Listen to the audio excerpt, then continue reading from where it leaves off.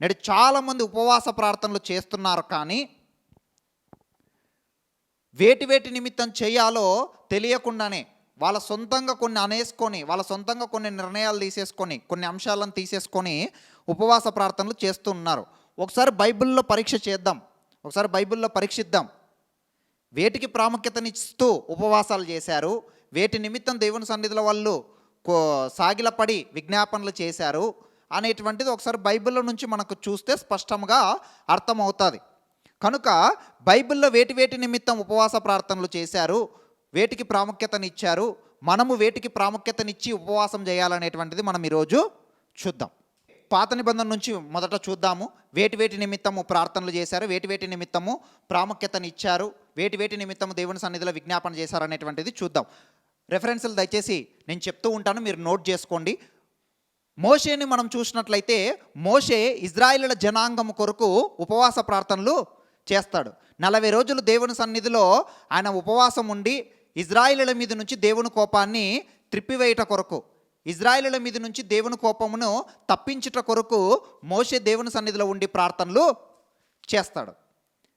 అలా వారిని క్షమించు ప్రభువా, వారిని నువ్వు కనికరించు, వారి దోషంలను నువ్వు తీసివేయి ప్రభువా, వారిని శిక్షించొద్దు తండ్రి, వారి మీద నీ ఉగ్రత చూపించొద్దు తండ్రి అని చెప్పి మోషే 40 రోజులు ఉపవాస ప్రార్థనలు చేస్తాడు. ఇది ద్వితీయోపదేశ కాండము 9వ అధ్యాయము 18వ వచనంలో ఉంటుంది. అలానే ఇజ్రాయేలీలు కూడా ఉపవాసం ఉండి ప్రార్థన చేస్తారు. ఇది సమయలు కాలంలో కొందరు ఇజ్రాయేలీలు ఏం చేస్తారు అని అంటే, దేవా మా పాపములను క్షమించు, మా దోషములను ఒప్పుకుంటున్నామని చెప్పి ఉపవాసం ఉండి ప్రార్థన చేస్తారు, యుద్ధంలో మాకు విజయము దయచేయమని. ఇది మొదటి సమయలు గ్రంథము 7వ అధ్యాయంలో ఉంటుంది. ఇక తర్వాత ఎజ్రా కూడా ప్రార్థన చేస్తాడు. ఏమని ప్రార్థన చేస్తాడు అని అంటే, వాళ్ళు ప్రయాణం చేస్తూ ఉంటారు, యెరూషలేముకి వెళ్తూ ఉంటారు. యెరూషలేముకి వెళ్తూ ఉన్నప్పుడు దారిలో శత్రువుల నుంచి రక్షింపబడట కొరకు, శత్రువుల నుంచి ఆపద నుంచి తప్పించుకున్నట కొరకు, దేవుని కాపుదల కొరకు ఎజ్రా మరికొంతమంది జనం ఏం చేస్తారనంటే ఉపవాస ప్రార్థనలు చేస్తారు. వాళ్ళు దేవుని వేడుకోవడం అనేటువంటిది మనకు ఎజ్రా గ్రంథంలో కనబడుతుంది. ఎజ్రా గ్రంథం 8వ అధ్యాయము 21 నుంచి 23 వచనాల్లో మనకు ఈ విషయాలు కనబడతాయి. అలా ఎజ్రా కూడా శత్రువుల చేతి నుండి రక్షింపబడేట కొరకు ప్రార్థన చేయడం మనం బైబిల్లో చూడొచ్చు. ఇంకా నెహెమ్యా యెరూషలేము ప్రాకారములను కట్టుట కొరకు, యెరూషలేముకి వెళ్ళి దాన్ని బాగు చేయుట కొరకు, యెరూషలేము నిమిత్తము ఏడవడం అనేటువంటిది, ఉపవాస ప్రార్థన చేయడం అనేటువంటిది మనము నెహెమ్యా గ్రంథంలో చూడొచ్చు. 1వ అధ్యాయం 4వ వచనంలో మనకు ఆ విషయం కనబడుతుంది. యెరూషలేము ప్రాకారాలు కూలిపోయి ఉంటాయి, యెరూషలేము మీద శత్రువులు దండెత్తి యుద్ధం చేసి దాన్ని పడగొట్టి ఉంటారు, కనుక దాని నిమిత్తము నెహెమ్యా ఏడుస్తూ ప్రార్థన చేస్తాడు. ఆ పట్టణాన్ని, ఆ ప్రాకారాలని మరలా వెళ్ళి కట్టాలి అని చెప్పి దేవుని సన్నిధిలో ప్రార్థనలు చేస్తాడు. అలా ఉపవాస ప్రార్థనలు చేస్తాడు. ఇంకా యోనా కాలంలో నినవే పట్టణస్థులు ఏం చేస్తారు, ఇదిగో మీ పట్టణం మీదకి దేవుడు కీడు రప్పిస్తున్నాడు, మీ పట్టణాన్ని దేవుడు లయం చేసేస్తూ ఉన్నాడు, మిమ్మల్ని అందరినీ దేవుడు నాశనం చేసేస్తున్నాడు అని చెప్పి యోనా ప్రకటించినప్పుడు నినవే పట్టణస్థులందరూ ఏం చేస్తారు, గోనపట్ట కట్టుకొని ఉపవాస ప్రార్థనలు చేస్తారు. అప్పుడు దేవుడు ఏం చేస్తాడు, వారికి చేయాలనుకున్న కీడు నుంచి ఆయన వెనకకి తీసుకుంటాడు. వారిని శిక్షించడు, వారి మీద ఎలాంటి ఉగ్రతనైనా కుమ్మరించడు. ఆ సమయంలో కుమ్మరించడు, కానీ మరి తర్వాత కాలంలో వాళ్ళు మరలా దోషములు చేసి పాపములు చేస్తే దేవుడు మరలా వారిని శిక్షిస్తాడు. కానీ యోనా కాలంలో మాత్రము వారు ఉపవాస ప్రార్థనలు చేసినప్పుడు దేవుడు వారి పట్ల కనికరం అనేటువంటిది చూపిస్తాడు. అలా వారిని శిక్షించాలనుకున్నప్పటికీ దేవుడు శిక్షించకుండా తన నిర్ణయాన్ని వెనకకి తీసుకుంటాడు. వారి పట్ల దేవుడు కనికరాన్ని చూపిస్తాడు. ఇంకా అలానే దానియేలు కూడా యెరూషలేము పట్టణం నిమిత్తము ప్రార్థన చేస్తూ ఉంటే దేవుడు తన దూతను పంపి దానియేలుకి భవిష్యత్తుని తెలియజేస్తాడు. ఇది దానియేలు గ్రంథం 9వ అధ్యాయంలో ఉంటుంది. దానియేలు యెరూషలేము పట్టణం నిమిత్తం ప్రార్థన చేస్తుంటాడు చెరలో ఉండి. అలా ప్రార్థన చేస్తూ ఉన్నప్పుడు దేవుడు తన దూతను పంపి యెరూషలేము యొక్క భవిష్యత్తు గురించి, ఆ యొక్క పట్టణ భవిష్యత్తు గురించి, ఇంకా అంత్యకాలపు ప్రవచనాలు అనేకము తనకు తెలియజేయడం అనేటువంటిది మనము చూడొచ్చు. ఇవన్నీ ఉపవాస ప్రార్థనలు చేసినప్పుడు జరిగినటువంటి సంఘటనలే. ఇంకా ఎస్తేరు కాలంలో కూడా శత్రువుల కుట్ర నుంచి తప్పించుకోవడానికి వారి నుంచి రక్షణ పొందడానికి, యూదా జాతిని కాపాడుకోవడానికి వాళ్ళు కూడా అక్కడ 3 రోజులు ఉపవాసం ఉండడం అనేటువంటిది మనము చూడొచ్చు. ఎస్తేరు గ్రంథంలో మనం ఆ విషయాన్ని చూడొచ్చు. ఎస్తేరు కాలంలో ఇలా పాత నిబంధనలో ఇన్ని రకాలుగా ఉపవాస ప్రార్థనలు మనకు కనబడుతూ ఉన్నాయి. పాపాలు క్షమించబడాలని, దేవుని కోపం మా మీదికి రాకుండా ఉండాలి అని, యుద్ధాలలో విజయం రావాలని, శత్రువుల చేతి నుండి రక్షింపబడాలి అని చెప్పి, యెరూషలేము ప్రాకారాలని కట్టాలి అని చెప్పి, అంటే దేవుని కార్యాలని చేయాలనేటువంటి ఉద్దేశంతో ఇలా ఇన్ని రకాలుగా పాత నిబంధనలో ఉపవాస ప్రార్థనలు అనేటువంటివి మనకు కనబడుతూ ఉన్నాయి. ఇక కొత్త నిబంధనకు వస్తే, కొత్త నిబంధనలో మనం చూసినట్లయితే ఉపవాస ప్రార్థనల ద్వారా శోధనలు ఎదుర్కొనగలమనేటువంటి విషయం మనకు అర్థమవుతుంది. ప్రభు అయిన యేసుక్రీస్తు 40 రోజులు ఉపవాసం ఉండి ప్రార్థనలు చేసి వచ్చిన తర్వాత ఆయన సాతాను శోధనలను ఆయన ఎదుర్కొన్నాడు. అలానే సంఘము ఆసక్తితో ఉపవాస ప్రార్థనలు చేస్తూ ఉన్నప్పుడు వారు పరిశుద్ధాత్మ ద్వారా నడిపింపబడడం అనేటువంటిది కూడా మనము చూడొచ్చు అపోస్తుల కార్యములు 13వ అధ్యాయంలో. అలానే అపవిత్రాత్మల్ని వెళ్ళగొట్టాలంటే ఉపవాస ప్రార్థనలు అవసరం అనేటువంటిది మనకు మార్కు సువార్త 9వ అధ్యాయంలో కూడా మనకు కనబడుతుంది.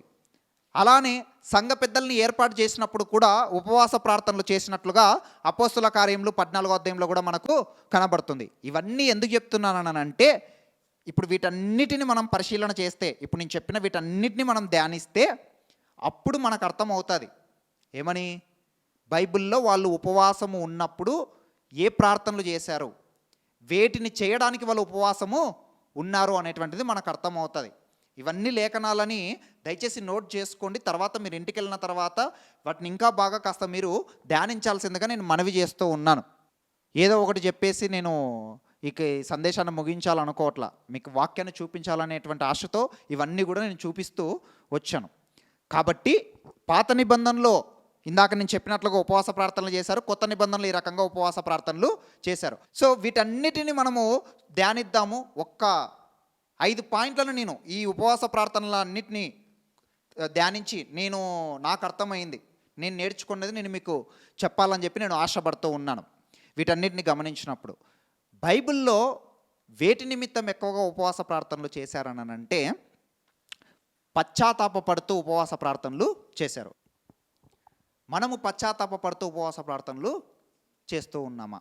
పాత నిబంధనలో వారు చేసినటువంటి పాపాలు క్షమించబడి దేవుని ఉగ్రత నుండి తప్పించబడాలి అని చెప్పి ప్రార్థనలు చేశారు పశ్చాత్తాపంతో. అయితే కొత్త నిబంధన ప్రకారము మన పాపాలు క్షమించబడాలి అని అంటే ఖచ్చితంగా ఉపవాసం ఉండాలని అంటే అలా ఏం లేదు. ఉపవాసం ఉండడం అనేటువంటిది ఎవరి వ్యక్తిగత విషయం. కొత్త నిబంధన ప్రకారము దేవుడు మనం హృదయపూర్వకంగా ప్రార్థన చేసినప్పుడు కూడా మన పాపాలని క్షమిస్తాడు, అందులో ఎలాంటి అనుమానం అయితే లేదు. అయితే మనము పాపం చేయడం వల్ల ఏం కోల్పోతున్నాం చెప్పండి? దేవునితో సహవాసాన్ని కోల్పోతున్నాం. మరి ఆ సహవాసాన్ని కోల్పోతున్నాం కదా, ఆయనకు దూరం అవుతున్నాం కదా అనేటువంటి బాధ వేదన మనలో ఉందా? నేను దేవునికి విరుద్ధంగా పాపం చేశాను కదా, ఆయనను బాధ పెట్టాను కదా అనేటువంటి వేదన మనలో ఉందా? అరే ఈరోజు నేను దేవునికి విరుద్ధంగా కార్యం చేశాను, ఆయనను బాధ పెట్టేటువంటి పని నేను చేశాను, కాబట్టి నేను ఈరోజు ఉపవాసం ఉండాలి, ఈరోజు ఉపవాసం ఉండి దేవుని సన్నిధిలో నేను మొరపెట్టుకోవాలి, దేవునికి దగ్గర అవ్వాలి, ఆయన సన్నిధిలో నేను పశ్చాత్తాపపడాలని మనము ప్రార్థనలు చేస్తున్నామా? దయచేసి ఒక విషయాన్ని గమనించండి. నేను పాపాలు క్షమించబడాలంటే ఉపవాసాలు ఉండాలని నేను చెప్పట్లా, కానీ నీలో ఆ బాధ వేదన అనేటువంటిది ఉందా అని అడుగుతూ ఉన్నా. క్షమిస్తాడు దేవుడు, కాదనట్లా, కానీ దేవునికి విరుద్ధంగా పాపం చేశాననేటువంటి బాధ, దేవునికి విరుద్ధంగా నడుచుకున్నాను కదా అనేటువంటి వేదన, ఆయనతో సహవాసం కోల్పోయాను కదా, ఆయనకు దూరం అయ్యాను కదా అనేటువంటి బాధ వేదన మనలో ఉందా? అలా ఎప్పుడైనా పశ్చాత్తాపపడుతూ ఉపవాస ప్రార్థనలు చేశామా? ఎంతసేపు పెళ్లి కొరకని, ఉద్యోగం కొరకని, వ్యాపార అభివృద్ధి కొరకని, అప్పుల కొరకని, ఆరోగ్యం కొరకని, సంతానం కొరకని చెప్పి, అంటే హన్న సంతానం కొరకు ప్రార్థన చేసింది కదా అంటారు, చెప్తా, దాని గురించి కూడా ముందు చెప్తా. ఇలా రకరకాల అంశాలను తీసుకొని ఇంటి కొరకని, అవసరతల కొరకని, కోరికల నిమిత్తమని, ఇలా రకరకాల అంశాల నిమిత్తము తీసుకొని ఉపవాస ప్రార్థనలు చేస్తున్నావు. ఏ రోజైనా చేసిన పాపాల నిమిత్తము పశ్చాత్తాపపడుతూ నేను దేవునికి దూరం అయ్యాను కదా, ఇప్పుడు నేను ఆయనకు దగ్గర అవ్వాలి, ఆయన సహవాసంలో నేను ఉండాలి అని చెప్పి పశ్చాత్తాపపడుతూ ఉపవాసం ఉండి ఎప్పుడైనా ప్రార్థనలు చేశామా? బైబిల్లో పశ్చాత్తాపపడుతూ ప్రార్థనలు చేసినట్టుగా కనపడుతుంది ఉపవాస ప్రార్థనలు. మనం ఇందాక చూసాం, మొదటి సమూయేలు గ్రంథం 7వ అధ్యాయంలో ఉంటుంది. ఇజ్రాయేలీలు అక్కడ ఏం చేశారు? ఉపవాసం ఉండి ఏం చేస్తున్నారు? ఉపవాసం ఉండి తమ పాపములను ఒప్పుకుంటున్నారు. మనం గతంలో కూడా చూసాం. నెహెమ్యా గ్రంథంలో ఏం చేస్తారు? వాళ్ళు ఉపవాసం ఉన్నప్పుడు ఒక జాము సేపు వాక్యాన్ని చదువుతూ మరో జాము సేపు ఏం చేసేటువంటి వాళ్ళు? పాపములను ఒప్పుకోనేటువంటి వారు. నెహెమ్యా గ్రంథం 9వ అధ్యాయంలో ఉంటుంది. ఈ రకంగా బైబిల్లో ప్రార్థనలు చేశారు. నువ్వు చేసేవాళ్ళ అలా పశ్చాత్తాపడుతూ దేవుని సన్నిధిలో దేవుడికి దూరం అయ్యాను కదా అనేటువంటి బాధతో, వేదనతో, ఆసక్తితో ఎప్పుడైనా మనము ప్రార్థనలు చేశామా అనేటువంటిది ఆలోచన చేసుకోవాలి. నాకు పరిశుద్ధ జీవితం కావాలి తండ్రి, పాపం మీద విజయం కావాలి ప్రభువా, నీ సన్నిధికి నేను దూరం అయ్యాను ప్రభువా అని చెప్పి ఎప్పుడైనా అలాంటి ప్రార్థనలు మనము చేశామా? బైబిల్లో అలా పాపముల నిమిత్తం పశ్చాత్తాపడుతూ ఉపవాస ప్రార్థనలు చేశారు. వాటికి ప్రాముఖ్యతనిచ్చారు. ఇంకా చూద్దాం, ఇంకా వేటికి ప్రాముఖ్యతనిచ్చారు. ఇక రెండవది ఏంటనంటే దేవుని ప్రజల నిమిత్తం ఉపవాస ప్రార్థనలు చేశారు. ఏంటండి? దేవుని ప్రజల నిమిత్తం ఉపవాస ప్రార్థనలు చేశారు. మనం ఇందాక చూసాం, మోషే ఏం చేశాడు? ఇజ్రాయేలీల ప్రజల కొరకు ఉపవాస ప్రార్థన చేశాడు. వారి మీద నుంచి నీ కోపం త్రిప్పివేసుకో ప్రభువా, వారిని శిక్షించొద్దు తండ్రి, వారి మీద నీ ఉగ్రత కుమ్మరించొద్దు ప్రభువా అని చెప్పి మోషే ఏం చేశాడు? ఉపవాస ప్రార్థనలు చేశాడు. అలానే మొదటి సమూయేలు గ్రంథం 7వ అధ్యాయంలో సమూయేలు కూడా వారి నిమిత్తము ప్రార్థన చేస్తాడు. అక్కడ సమూయేలు ఉపవాసం ఉన్నట్టు రాయబడలేదు, కానీ ఉంటాడని నేను భావిస్తున్నాను. ఎందుకంటే అక్కడ ఇజ్రాయేలీలందరూ ఉపవాసము ఉన్నారు. అలాంటి ఉపవాస ప్రార్థన సమయంలో సమూయేలు వారి నిమిత్తం విజ్ఞాపన చేస్తాడు. వారి పాపాలు క్షమించబడాలని, వారికి యుద్ధంలో విజయం రావాలని చెప్పి సమూయేలు ప్రార్థన చేస్తాడు. అలా కొందరు భక్తులు దేవుని ప్రజల నిమిత్తం ఉపవాస ప్రార్థనలు చేశారు. నా ప్రశ్న ఏంటనంటే, నీవు ఎప్పుడైనా ఇతరుల కొరకు ఉపవాస ప్రార్థనలు చేశావా? దేవుని ప్రజల నిమిత్తం వారు చేశారు కదా, మరి కొత్త నిబంధన ప్రకారము నువ్వు సంఘము కొరకు, అంటే సంఘంలో ఉండేటువంటి వారి కొరకు నువ్వు ఉపవాస ప్రార్థనలు ఎప్పుడైనా చేశావా? మనకు దావీదు భక్తుడు మనకు తెలుసు. పాత నిబంధనలో తను కీర్తనల గ్రంథంలో ఒక మాట అంటాడు. 35వ కీర్తనలో 13వ వచనంలో చదవండి ఒకసారి. వారు వ్యాధితోనున్నప్పుడు గోనెపట్ట కట్టుకుంటుని, ఉపవాసము చేత నా ప్రాణమును ఆయాసపరచుకుంటుని అంటున్నాడు. అంటే దావీదు ఎవరికో వ్యాధి వస్తే, ఎవరికో బాధ వస్తే ఏం చేశాడంట? ఉపవాసం ఉండి ప్రార్థన చేశాడంట. మనం ఇతరుల నిమిత్తము ప్రార్థన చేస్తున్నామా? మనం ఒకని భారంలో ఒకటి భరించాలని దేవుని వాక్యం సెలవిస్తుంది కదా. మనం ఇతర సంఘ సభ్యుల నిమిత్తం, వారి క్షేమం నిమిత్తం, వారి అభివృద్ధి నిమిత్తం, వారి పరిశుద్ధత నిమిత్తం, వాళ్ళు పడిపోతుంటే, వాళ్ళు పతనం అవుతుంటే, వాళ్ళు నాశనం అవుతుంటే, దేవా వారిని నిలబెట్టు తండ్రి అని చెప్పి భారముతో, ఆసక్తితో సంఘ సభ్యుల కొరకు మనం ఎప్పుడైనా ప్రార్థనలు చేశామా? సంఘంలో ఎందరో యవనస్తులు తప్పిపోతుంటే, సంఘంలో ఎందరో యవనస్తులు ఇష్టానుసారంగా కార్యములు చేస్తూ ఉంటే, ప్రభువా వారు పతనం అయిపోతున్నారు తండ్రి, వాళ్ళు నాశనం అయిపోతున్నారు ప్రభువా, వారు లోకంలో జీవిస్తున్నారు తండ్రి, వారిని సన్నిధికి దూరం అయిపోతున్నారు కదా అని చెప్పి మీ సంఘంలో ఉండేటువంటి యవనస్తుల కొరకు మీరు ఎప్పుడైనా ఉపవాస ప్రార్థనలు చేశారా? ఎన్నో అంశాల నిమిత్తం ప్రార్థన చేస్తున్నావు. వ్యక్తిగత విషయాలు, నీ వ్యక్తిగత జీవితానికి సంబంధించిన విషయాల నిమిత్తం ఎంతో ప్రార్థనలు చేస్తున్నావు. మరి సంఘం కొరకు ఎప్పుడైనా ప్రార్థనలు చేశావా? బైబిల్లో భక్తులు దేవుని ప్రజల నిమిత్తం ప్రార్థనలు చేశారు, ఉపవాస ప్రార్థనలు చేశారు వాళ్ళు. నువ్వు చేసావా ఎప్పుడైనా అలా? ఒకసారి ఆలోచించుకోండి మిమ్మల్ని మీరు. మీ సంఘంలో ఎందరో తప్పిపోయి తిరుగుతున్నారని మీకు తెలుసు, ఎందరో యవనస్తులు ఇష్టానుసారంగా బ్రతుకుతున్నారని మీకు తెలుసు. మరి ఏ రోజైనా వారి నిమిత్తం మీరు ఉపవాస ప్రార్థనలు చేశారా? సంఘంలో ప్రత్యేకంగా వారి నిమిత్తం కూటమి ఏర్పాటు చేసి వారు రక్షణ పొందాలి అని చెప్పి, వారు మారు మనసు పొందాలి అని చెప్పి, వారి దుష్టుల నుంచి తప్పింపబడాలి అని చెప్పి వారి నిమిత్తం ఎప్పుడైనా ప్రార్థనలు చేశారా అనేటువంటిది దయచేసి ఒకసారి ఆలోచన చేయండి. బైబిల్లో ఇలా ఇతరుల నిమిత్తము, దేవుని ప్రజల నిమిత్తము ఆసక్తితో ఉపవాస ప్రార్థనలు చేయడం మనకు కనబడుతూ ఉంది. మనం అలా చేస్తున్నామా అనేటువంటిది ఖచ్చితంగా ఆలోచించాలి. సువార్థికుల కొరకు ప్రార్థన చేయాలి, ఇంకా సేవకుల కొరకు ప్రార్థన చేయాలి. వీరు కూడా సంఘమే కదా, వీరు కూడా దేవుని ప్రజలే కదా, మనమంతా ఒకటే సమూహం కదా. సువార్థికుల కొరకు, వారి క్షేమం నిమిత్తము, సేవకుల క్షేమం నిమిత్తము, వారి కుటుంబాల నిమిత్తము ప్రార్థన చేయాలి. మిమ్మల్ని ఎంతగానో పోషిస్తూ ఉంటారు సేవకులు, సువార్థికులు ఎంతగానో ప్రయాసపడి సంఘాలను కడుతున్నారు. మనం వారిలాగా ప్రయాసపడట్లేదు, కనీసం ప్రార్థనైనా చేయాలి కదా, చేతనైతే సహాయము చేయాలి. అలా పట్టుదలతో సంఘము నిమిత్తము మనము ప్రార్థించేటువంటి వారంగా ఉండాలి. సంఘ సభ్యుల నిమిత్తము, సువార్థికుల నిమిత్తము, సేవకుల నిమిత్తము, పరిచారకుల నిమిత్తము, ఇలా ఇతరుల నిమిత్తము మనము ప్రార్థన చేసేటువంటి వారుగా ఉండాలి. ఫిలిప్పీ పత్రికలో ఒక మాట అంటాడు, ఏంటంటే ప్రతివాడును తన సొంత కార్యంలో చూచుకొనుచున్నాడు కానీ ఇతరుల కార్యములను చూడరు. అయితే అక్కడ ఒక వ్యక్తి ఉంటాడు ఫిలిప్పీ పత్రికలో, చూడండి, ఆ వ్యక్తి ఇతరుల కార్యములను కూడా చూస్తూ ఉంటాడు. ఫిలిప్పీలకు రాసినటువంటి పత్రిక 2వ అధ్యాయము 19వ వచనం. నేనును మీ క్షేమము తెలుసుకొని ధైర్యము తెచ్చుకొను నిమిత్తము తిమోతిని శీఘ్రంగా మీ యొద్దకు పంపుటకు ప్రభువైన యేసునందు నిరీక్షించుచున్నాను. మీ క్షేమ విషయమై నిజముగా చింతించువాడు అతని వంటి వాడెవడును నా యొద్ద లేడు. ఏంటంట, తిమోతి గురించి అపోస్తలుడైన పౌలు సాక్ష్యం ఇస్తున్నాడు. మీ క్షేమము నిమిత్తము మీ గురించి నిజంగా చింతించువాడు అతని వంటి వాడు నా యొద్ద ఎవరు లేరు అంటాడు. తిమోతి సంఘం నిమిత్తం చింతిస్తూ ఉన్నాడు, ఫిలిప్పీ సంఘస్థుల నిమిత్తం. మనం ఎప్పుడైనా అలా చింతించి ప్రార్థనలు చేశామా? ఒకసారి ఆలోచన చేయండి. ఉపవాసాలు ఉంటూ ఉన్నారు, ఎంతసేపు వ్యక్తిగత అవసరతల కొరకే, కోరికల కొరకే, పెళ్లి కొరకని, ఉద్యోగం కొరకని, వాటి కొరకు చేయడం తప్పని నేను చెప్పట్లా, చెప్తాను లాస్ట్లో వాటి గురించి కూడా. వాటి గురించి చేయొచ్చు, నేను కాదనట్లా. కానీ ఎంతసేపు అవైనా బైబిల్లో వేటి నిమిత్తం ప్రార్థనలు చేశారు, ఉపవాస ప్రార్థనలు చేశారు అనేటువంటిది చూడాలి కదా. పరీక్ష చేస్తే మనకు తెలుస్తుంది కదా. కనుక దయచేసి ఈ వాక్యం వింటున్నటువంటి వారు ఒక్కసారి మీరు ఆలోచన చేయాల్సిందిగా నేను క్రీస్తు నామంలో మీకు మనవి చేస్తున్నాను. ఇది 2వ విషయం.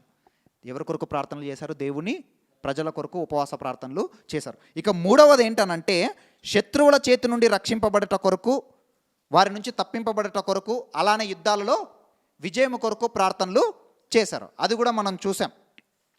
శత్రువుల చేతుల నుండి తప్పింపబడటకు 1 సమూయేలు గ్రంథం 7వ అధ్యాయంలో కూడా వాళ్ళు ప్రార్థనలు చేశారు. అలానే ఎజ్రా కాలంలో వాళ్ళు ప్రయాణం చేస్తున్నప్పుడు దారిలో శత్రువులు వారిని ఏమి చేయకూడదని, వారికి కాపుదల దయచేయాలని చెప్పి ఎజ్రా కూడా మనం ప్రార్థన చేయడం మనము చూడొచ్చు. అలానే యెహోషాపాతు కూడా దినవృత్తాంతముల గ్రంథం 2 దినవృత్తాంతముల గ్రంథం 20వ అధ్యాయంలో ప్రార్థన చేస్తాడు. యుద్ధంలో విజయం కొరకు ప్రార్థన చేస్తాడు. ఇలా శత్రువుల చేతి నుండి తప్పింపబడట కొరకు, యుద్ధాలలో విజయం కొరకు ప్రార్థనలు చేయడం కూడా మనం బైబిల్లో చూడొచ్చు. మనం కూడా మన శత్రువైన అపవాది శోధనల నుంచి తప్పింపబడట కొరకు మనము ప్రార్థనలు చేయాలి. ఇప్పుడు ఎవరు మన శత్రువు? మన విరోధి ఎవరు? అపవాది. వాడు శోధనలు కలగజేస్తాడు కదా. కాబట్టి ఆ శోధనలలో పడిపోకుండా, ఆ శోధనలలో మనము పాపంలో పడి దేవునికి దూరం అవ్వకుండా మనం ఏం చేయాలి? ప్రార్థనలు చేయాలి. మెలకువగా ఉండి ప్రార్థనలు మనము చేయాల్సినటువంటి వారమై ఉన్నాం. ఎప్పుడైనా అలా ప్రార్థనలు చేసాం ఆ శోధనలు ఎదుర్కొన్నట కొరకు? మన ప్రభువైన యేసుక్రీస్తు పరిచర్య ప్రారంభించకంటే ముందు 40 రోజులు ఉపవాస ప్రార్థనలు చేస్తారు. ఆ తర్వాత అపవాది వచ్చి ఆయనను శోధిస్తాడు ఆ 40 రోజుల తర్వాత. అయితే ఆయన ఆ శోధనలన్నింటినీ ఎదుర్కొంటాడు. కాబట్టి శోధనలను ఎదుర్కోవడానికి, శోధనలను జయించడానికి ఖచ్చితంగా ఉపవాస ప్రార్థనలు అనేటువంటివి అవసరం. ఉపవాస ప్రార్థనలు ఖచ్చితంగా ఆత్మలో బలం పొందుకోవడానికి, అపవాదిని ఎదిరించడానికి ఖచ్చితంగా ఉపయోగపడతాయి ఉపవాస ప్రార్థనలు. ఏ రోజైనా శోధనలను ఎదుర్కోవడానికి ప్రార్థనలు చేసావా అనేటువంటిది ఒకసారి ఆలోచన చేయాలి. నాకు పరిశుద్ధ జీవితం దయచే ప్రభువా, శోధనలో పడకుండా నన్ను లేవనెత్తు తండ్రి, నన్ను నిలబెట్టు ప్రభువా, నాకు పరిశుద్ధ జీవితం దయచే ప్రభువా, పాపం మీద విజయాన్ని దయచే తండ్రి అని ఏ రోజైనా మనము ప్రార్థనలు చేశామా? అపవాది తంత్రములను ఎదిరించుటకు నాకు శక్తి దయచే తండ్రి, అపవాది తంత్రములను గ్రహించుటకు నాకు జ్ఞానం దయచే ప్రభువా అని ప్రార్థనలు చేశామా? శత్రువు యొక్క కుట్రలని, శత్రువు యొక్క పన్నాగములని మనం కూల్చివేయాలనేటువంటి ఉద్దేశంతో ఎప్పుడైనా దేవుని సన్నిధిలో ప్రార్థనలు చేశామా? ఒకసారి ఆలోచన చేయండి. మీరు చాలాసార్లు ఉపవాసాలు ఉన్నారు కదా, ఎప్పుడైనా ఇలా ప్రత్యేకంగా తీర్మానం తీసుకొని ఎప్పుడైనా ప్రార్థనలు చేశారా అనేటువంటిది ఆలోచించాల్సినటువంటి విషయం. ఇది 3వది. ఇక 4వది ఏంటనంటే దేవుని కార్యముల కొరకు పరిచర్య నిమిత్తము ఉపవాస ప్రార్థనలు చేసినట్టుగా కూడా మనకు కనబడుతుంది. ఎజ్రా యెరూషలేముకి వస్తూ ఉన్నాడు బబులోను ప్రాంతం నుండి. యెరూషలేముకి ఎందుకు వస్తూ ఉన్నాడు? దేవుని ప్రజలకు ధర్మశాస్త్రాన్ని బోధించాలని, అలానే మందిరాన్ని అలంకరించాలని చెప్పి వస్తూ ఉన్నాడు. దేవుని పరిచర్య నిమిత్తమే, అది దేవుని ప్రజల క్షేమం నిమిత్తమే తను వస్తూ ఉన్నాడు, వారికి ధర్మశాస్త్రాన్ని బోధించాలి అని చెప్పి. అలానే నెహెమ్యా కూడా ఏం చేస్తాడు?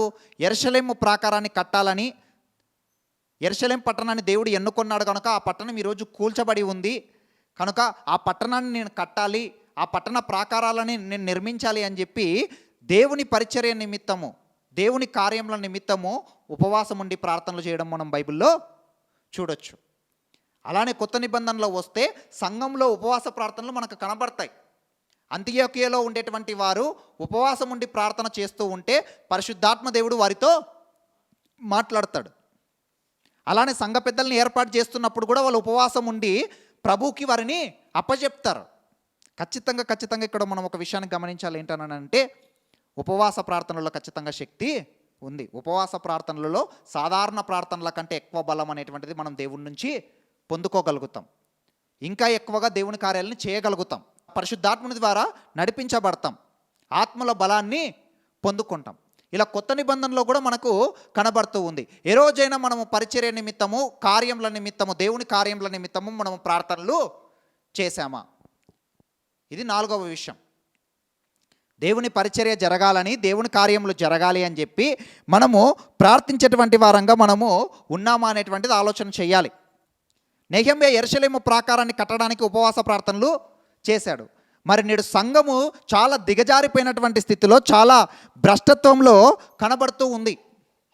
సంఘంలోనే లోకానికి సంబంధించినటువంటి ఆచారాలు ఎన్నో వచ్చేసాయి.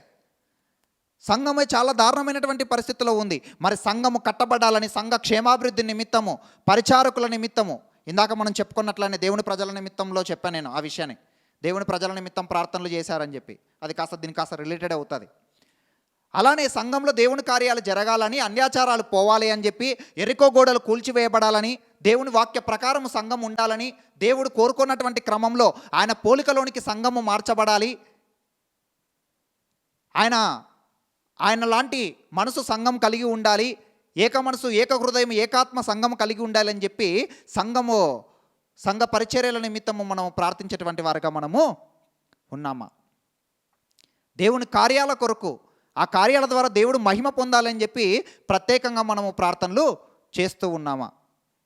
పలానా ప్రాంతంలో ఇలా ఉంది పరిస్థితి, అక్కడ సంఘము చాలా దిగజారిపోయిన స్థితిలో ఉంది కాబట్టి అలాంటి సంఘం కట్టబడాలి, ఆ సంఘము దేవుని వాక్యంలో కట్టబడాలి అని చెప్పి ఎప్పుడైనా ఇలాంటి ప్రార్థనలు చేశామా?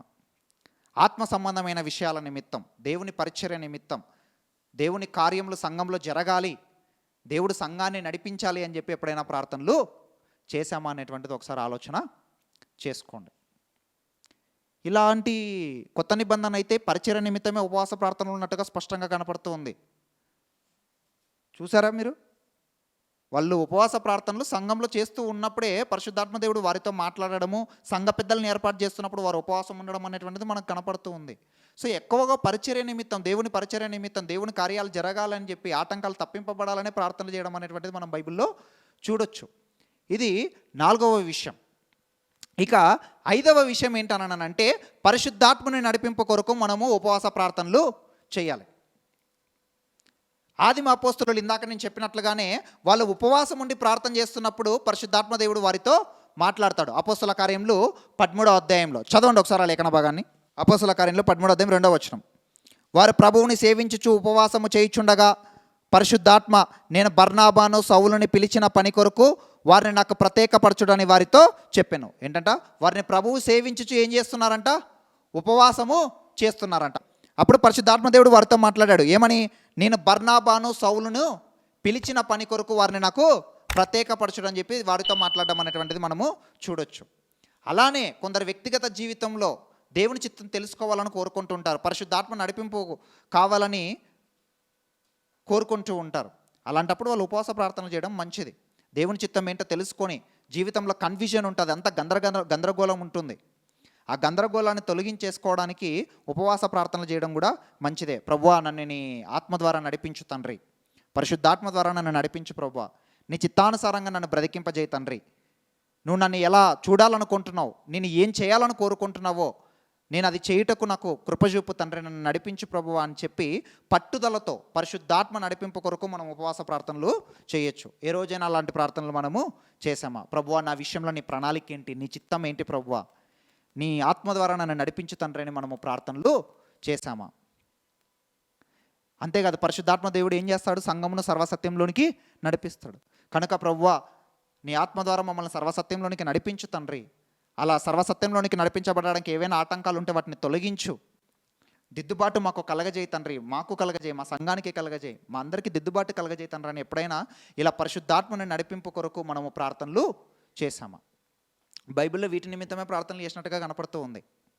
మరి వీటి నిమిత్తము మనం ప్రార్థించేటువంటి వారిగా ఉన్నామా?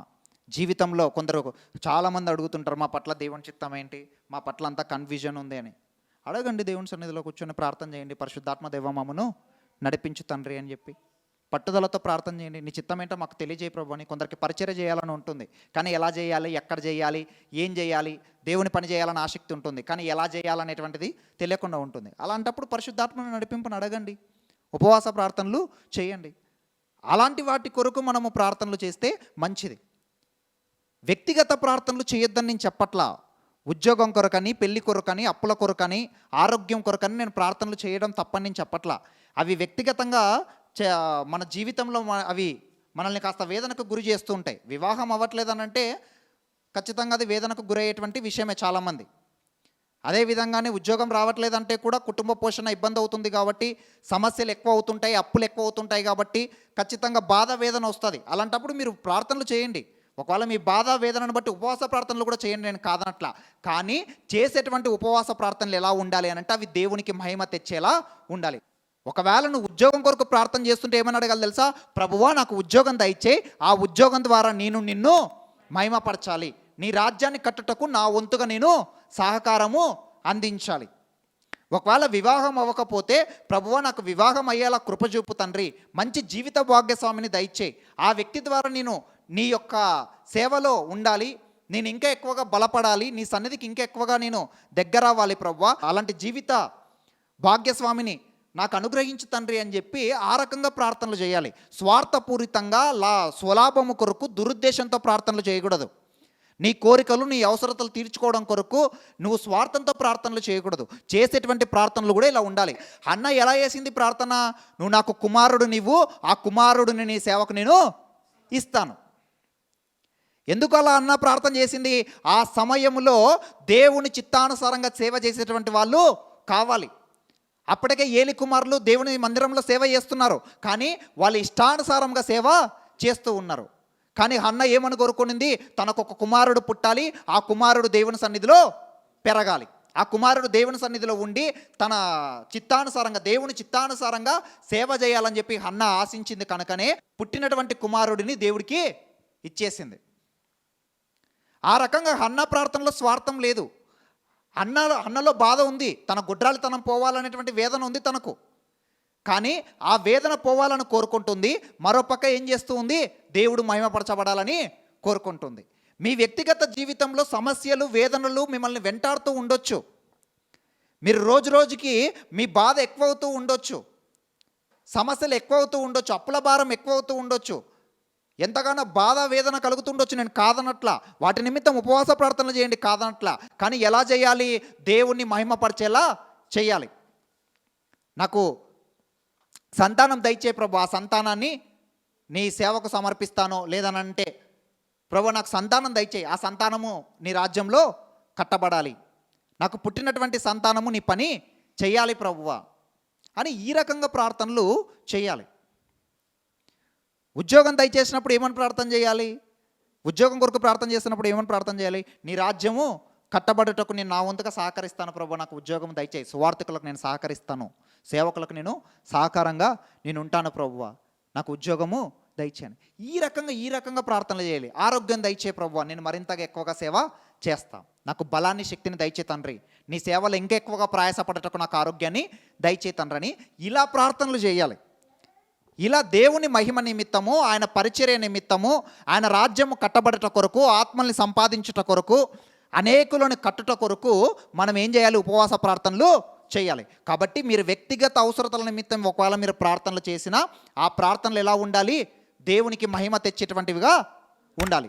దేవుని మహిమార్థమై ఆ ప్రార్థనలు ఉండాలి. ఏదెప్పుడు నేను చెప్పాను కదా అని చెప్పి మళ్ళీ నోటి మాటలతో ప్రార్థనలు చేయకండి. ఏదెప్పుడు నేను చెప్పాను కదా అని చెప్పి ప్రభువా ఒక ఉద్యోగం ఈ తండ్రి, ఉద్యోగం ఇస్తే నేను కూడా నీ సేవకు సహకరిస్తానులే అని చెప్పి నోటి మాటలతో మళ్ళీ ప్రార్థనలు చేయకండి. హృదయంలో నుంచి రానివ్వండి ఆ ప్రార్థన.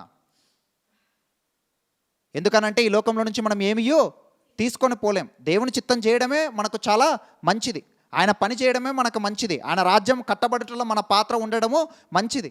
కాబట్టి ఇవన్నీ తెలుసుకొని హృదయపూర్వకంగా ప్రార్థన చేయండి. మరి నేను ఇలా చెప్పానని చెప్పి ప్రార్థనలు చేయకండి. కాబట్టి ఉపవాస ప్రార్థనలు వేటి వేటి నిమిత్తం చేశారో మనకు బైబిల్లో స్పష్టంగా కనబడుతూ ఉంది. కనుక మీరు ఉపవాస ప్రార్థనలు చేయాలనుకున్నప్పుడు ఇలా పరిశుద్ధత కొరకు, దేవునితో సహవాసం కొరకు, పాపాన్ని జయించుట కొరకు, బలహీనతల నుండి విడుదల పొందుట కొరకు, ఇంకా ఆయన వాక్యాన్ని తెలుసుకొని ఆయనను మరింతగా స్తుతించుట కొరకు, ఆయన జ్ఞానంను తెలుసుకొని మరింతగా ఆయనను కొనియాడుట కొరకు, సేవకుల నిమిత్తము, సువార్థికుల నిమిత్తము, సంఘ సభ్యుల నిమిత్తము, ఇలా అనేక అంశాల నిమిత్తము, ఆత్మీయంగా బలపడట కొరకు, పరిశుద్ధాత్మ దేవుని నడిపింపు కొరకు, ఇలా వీటి కొరకు ఉపవాస ప్రార్థనలు చేయడం అనేటువంటిది మంచిది. ఇట్లా వీటి కొరకు మీరు ప్రార్థనలు చేస్తూ ఉంటే ఆటోమేటిక్గా మీ జీవితంలో కూడా మీకు ఏ అవసరతలు ఉన్నాయో వాటిని దేవుడు తీరుస్తాడు. అందుకేమంటాడు, దేవుని రాజ్యంను నీతిని మొదట వెదకుడి, అప్పుడు అవన్నీ మీకు అనుగ్రహింపబడను. ప్రార్థన చేయడం తప్పనట్లా, నువ్వు దేవుని రాజ్యాన్ని వెతుకుతూ ఉంటే, దేవుని రాజ్యం కొరకు నువ్వు ప్రయాసపడుతూ, దేవుని రాజ్యం నిమిత్తం నువ్వు ఉపవాస ప్రార్థనలు చేస్తూ వెళ్తూ ఉంటే ఆటోమేటిక్గా నీ వ్యక్తిగత జీవితాన్ని కూడా దేవుడు ఆశీర్వదిస్తాడు. ఈ రకంగా మీరు ప్రార్థనలు చేసి చూడండి, తప్పకుండా మీరు ఫలాలని పొందుకుంటారు. దేవుడి వాక్యంని మన హృదయంలో భద్రపరచును గాక. ఆమేన్.